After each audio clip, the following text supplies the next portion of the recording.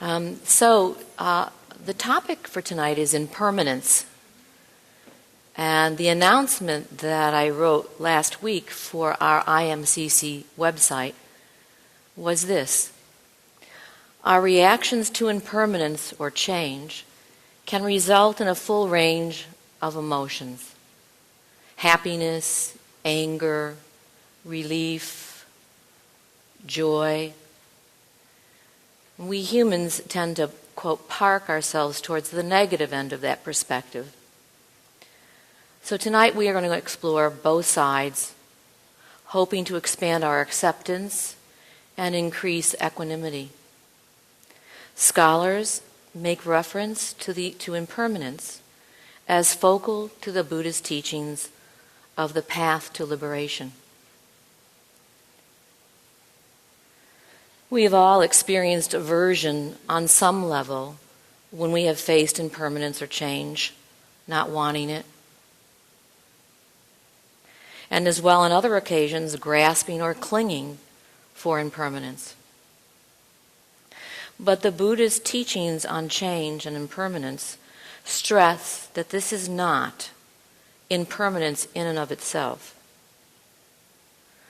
It is not impermanence in and of itself that causes our suffering or our joy. Instead, it's our reaction or our response to change that causes the joy or the suffering.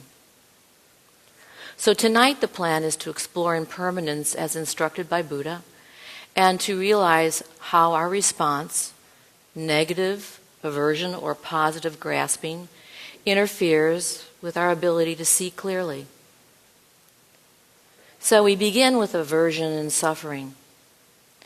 One of the more common and directly personal processes that affords multiple opportunities for unhappiness or sufferings is the aging of this human body.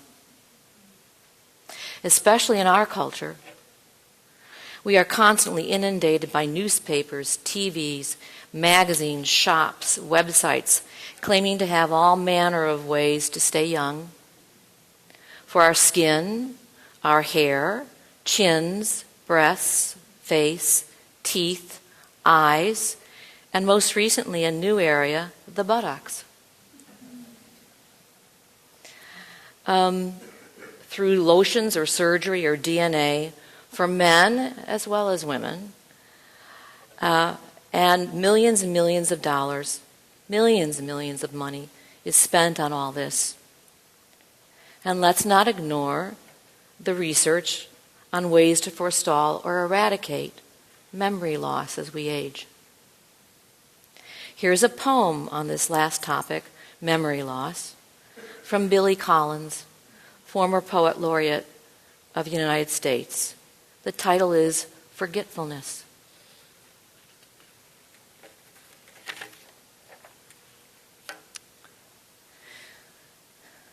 The name of the author is the first to go, followed obediently by the title, next the plot, then the heartbreaking conclusion, and then the entire novel, which suddenly becomes one you have never read, never even heard of. As if, one by one, the memories you used to harbor decided to retire to the southern hemisphere of the brain, to a little fishing village where there are no phones. Long ago you kissed the names of the 9 muses goodbye and watched the quadratic equation pack its bag. And even now as you memorize the order of the planets, something else is slipping away. A state flower, perhaps, the address of an uncle, the capital of Paraguay. Whatever it is you are struggling to remember, it is not poised on the tip of your tongue. Not even lurking in some obscure corner of your spleen. It has floated away down a dark, mythical river whose name begins with L, as far as you can recall. Well on your way to oblivion, oblivion where you will join those who have forgotten how to swim and how to ride a bicycle. No wonder you rise in the middle of the night to look up the date of a famous battle in a book on war. No wonder the moon in the window seems to have drifted out of a love poem that you used to know by heart.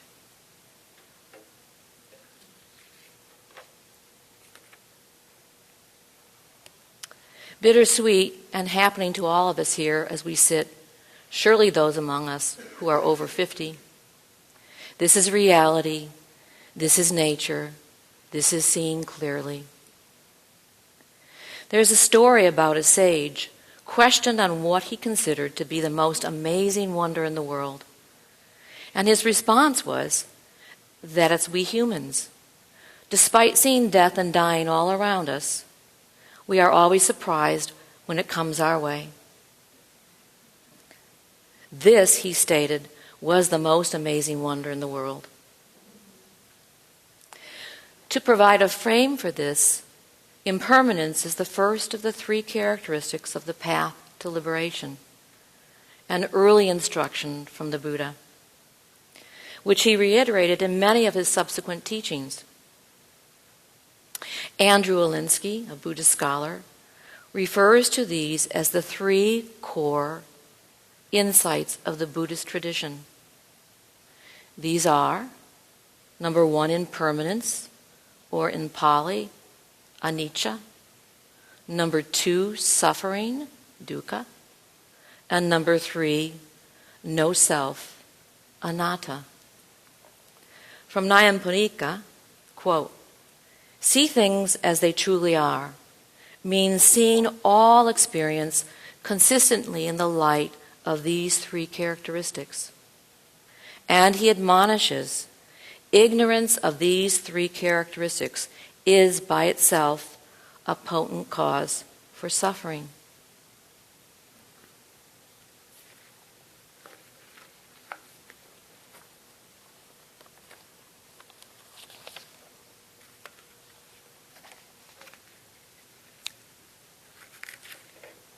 Buddha began his instructions on impermanence soon after his awakening, some assert in his very first talk.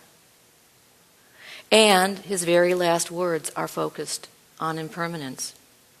Lee Brasington, who we all had the pleasure, I hope, to experience when he came to IMCC a number of weeks ago, presented a Dharma talk here in a day-long retreat.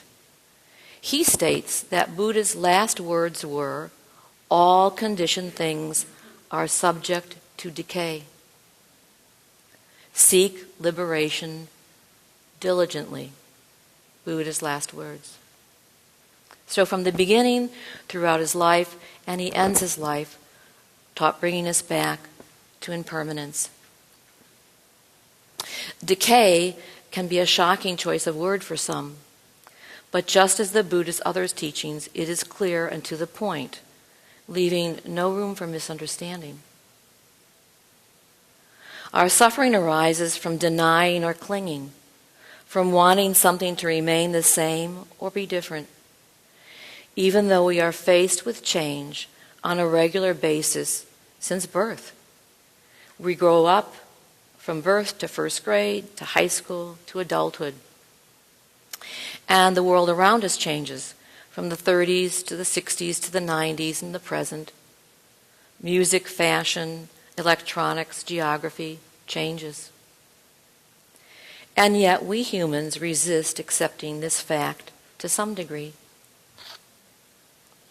Gil Fronsdal, an insight meditation teacher, advises that the Buddha taught that suffering is not inherent. It's not an inherent part of human life. That Buddha taught that suffering is not an inherent part of our life.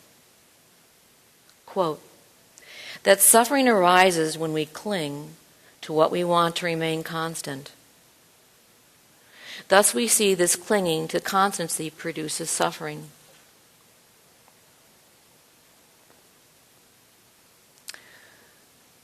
Mild suffering is when I learn of a huge snowstorm coming my way especially after last winter, and I begin begrudging the anticipated inconvenience before it has even happened, or airport delays, or when I'm cut off by another driver on the highway. And suffering can be more massive, more intense, as in the recent death of a friend, or the very, very recent diagnosis of my big sister with abdominal cancer.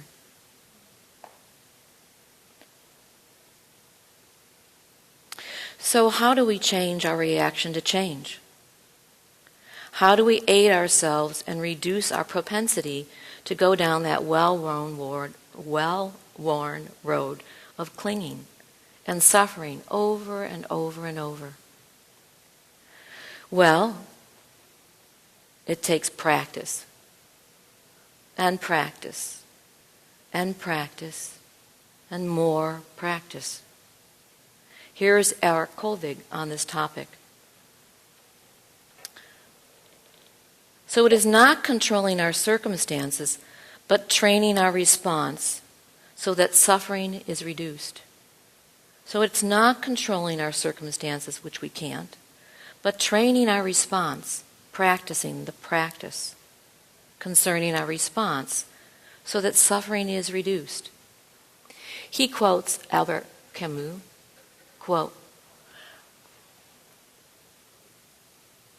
"One must accept the unacceptable and hold to the untenable.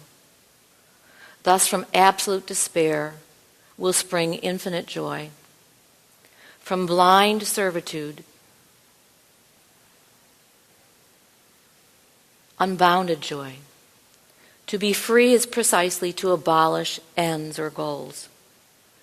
This is the magnificent consent, born of abundance and fullness of spirit, is the unreserved acceptance of human imperfection and suffering. This is the magnificent consent or understanding that, born of abundance and fullness of spirit, is the unreserved acceptance of human imperfection and suffering."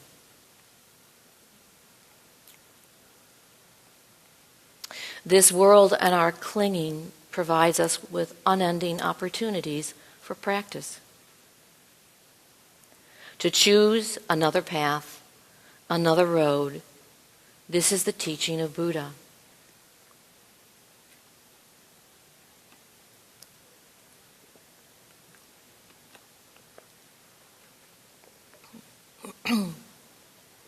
Those examples I noted earlier about plane delays and being cut off by another driver, excuse me, or indeed where we have no control, not over the planes or the other driver.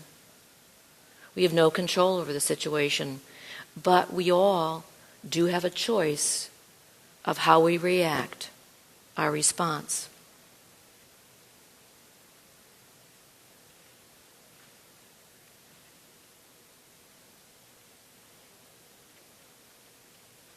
So let's just take a moment of reflection, if you'd mind just kind of settling into your chairs, closing your eyes.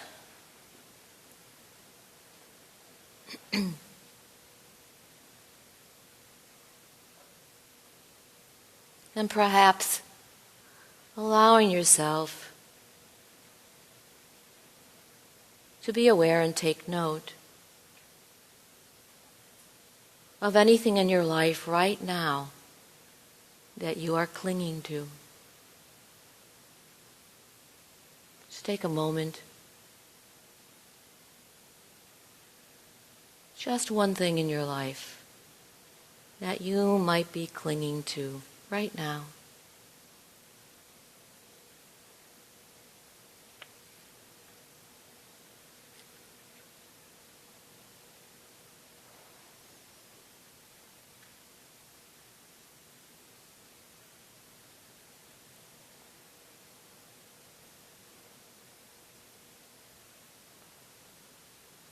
And as you identify that to which you are clinging, what is your response to that clinging? How does that affect you?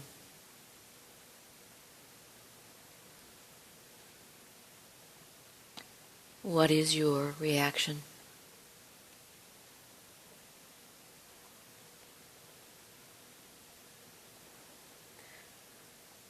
When we truly see clearly and let go, we allow ourselves to continue to develop the muscle of being with each moment just as it is, with insight into each moment as it arises and passes. And each time we are aware of these moments for practice, we afford ourselves the opportunity to build that muscle stronger and stronger. This is the good news. There is a path, a road, well marked and used over the ages with clear instructions. So we can build this ability to pay attention to our response to change. We can build this muscle each and every time we wander off into reaction or resistance in real life, on and off the cushion.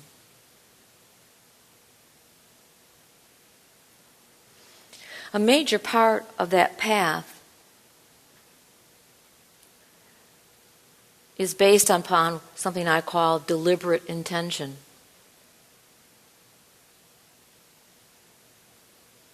Where within a specific time and space within our day, where we dedicate ourselves to a regular meditation practice on the cushion, deliberate intention.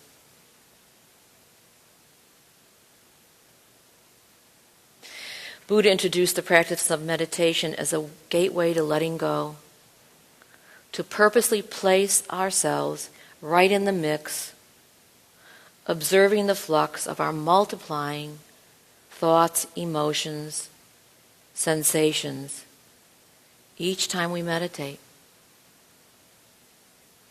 I do not believe that he intended this practice to induce suffering, but instead as an experiential process, a teaching moment, or teaching moments, if you will, that leaves little doubt as to the origination of our suffering, that it lies within us. In our guided meditation earlier this evening, you were invited to not only note where you left your focus on your anchor, but in addition invited to pause and stay with that distraction, to dwell there, registering what pulled you away, taking time to note your reaction, to stay with your reaction and dwell there. This repeated teaching moment as we meditate over and over, where we find we've wandered, only deepens the path. This experience of the flux of emotions and thoughts and sensations only aids us in the future. I want to share with you another form of deliberate intention off the cushion, which has helped me. It's pretty simple. Sometimes I use prompts like sticky notes to remind me of myself of this two-step process, in which I am able to see myself as the author of my own suffering, in my own perpetual angst, with drivers who place me and themselves in danger by abruptly cutting me off on the road. Fortunately, I have been and continue to be blessed with plenty of opportunities to practice this on I-64. I began with a sticky note on my dashboard, deliberate intention, reminding me when cut off that the other driver may in fact be on a rush to the hospital to deliver a baby, or that someone in that car is ill. And when I start there, my whole reaction changes automatically. My thought changes. There could be another explanation for them being cut off. My emotion shifts as well to more acceptance and compassion. And in my body, my muscles seem to become less tense. After all, just who is suffering in this instance? Not those other people in the cars. They've gone on, and for about 10 more minutes I'm still complaining. And still I started using my sticky postings.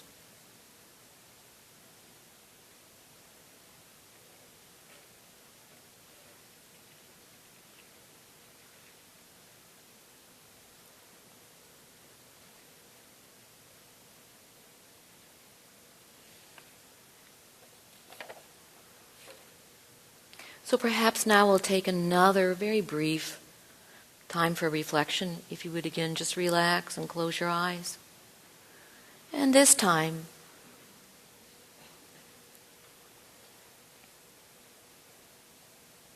allowing yourself to go back to what you identified previously as a place of clinging.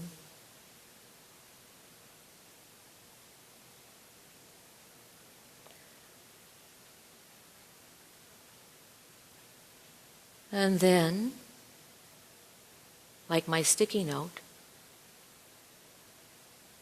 rest with how you, with deliberate intention, could move forward to address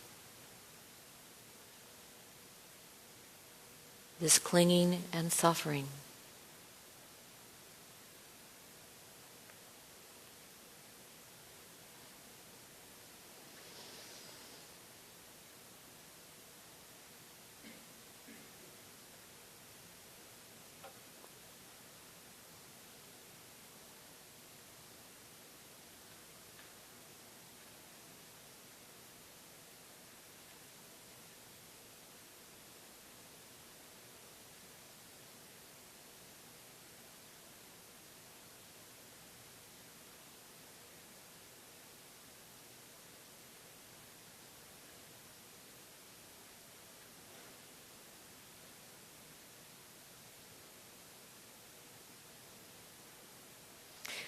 When we truly see clearly and let go, we allow ourselves to get out of the way and continue to strengthen that muscle of being with each moment just as it is, observing each moment as it arises and passes.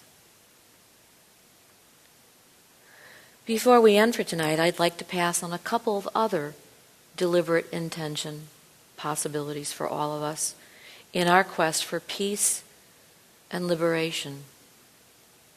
These options, at least the first one, represents the other side of the coin. When we find ourselves on the upside of impermanence, when change is welcome, brings joy and not suffering. This is again from the wonderful monk Thich Nhat Hanh. According to him, we should practice savoring impermanence with no inversion, instead with a welcome mat. He advises that suffering is not caused by impermanence, that what causes us to suffer is our own wanting for things to be permanent when they are not. Understanding impermanence, as he states, is accepting change, which can then bring just the opposite, confidence and joy. So this is the upside of accepting change. And from his perspective, brings us the opposite, not suffering, but confidence, peace, and joy. For instance, without impermanence, a cloud would not become rain. Without impermanence, spring would not follow winter. Without impermanence, a seed would not become a flower. And without impermanence, my daughter Katie would have not grown from a 3-month-old to the wonderful 26-year-old woman she is today.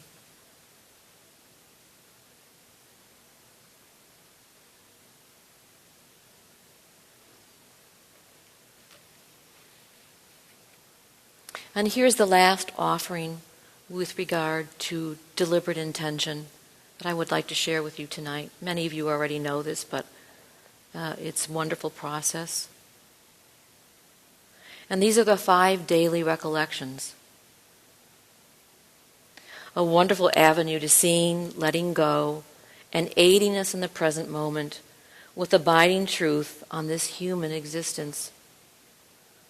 I was encouraged to repeat them as often as possible, before and after meditation, during the day, evening, not just once a day. And I found them, ironically, to be calming and instructive in the face of my clinging and aversion. Here are the 5 daily recollections as given to us by the Buddha. However, I have used Lee Brasington's format for it, which I think just it gets a little bit closer to a little bit of a ping. This body, number 1, this body is of the nature to grow old. I cannot avoid aging. 2, this body is of the nature to become ill. I cannot avoid illness. 3, this body is of the nature to die. I cannot avoid death. 4, all that is mine, cherished and delightful, will change and vanish. And 5, I am the owner of my karma. I am born of my karma. I live supported by my karma. I will inherit my karma. Whatever I do, good or evil, that I will inherit.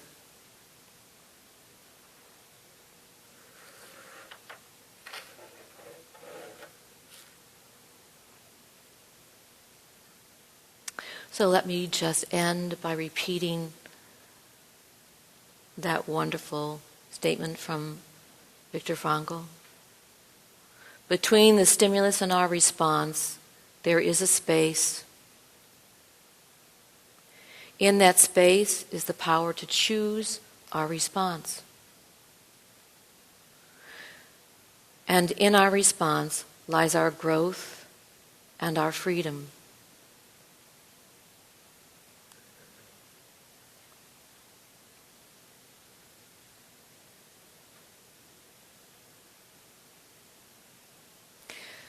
May we all be healthy in mind and body. May we all be free from harm both from within and without. May we all dwell in the space between the exhale and the inhale, the space between the stimulus and our response, the space of choice. And may we all be filled with loving kindness.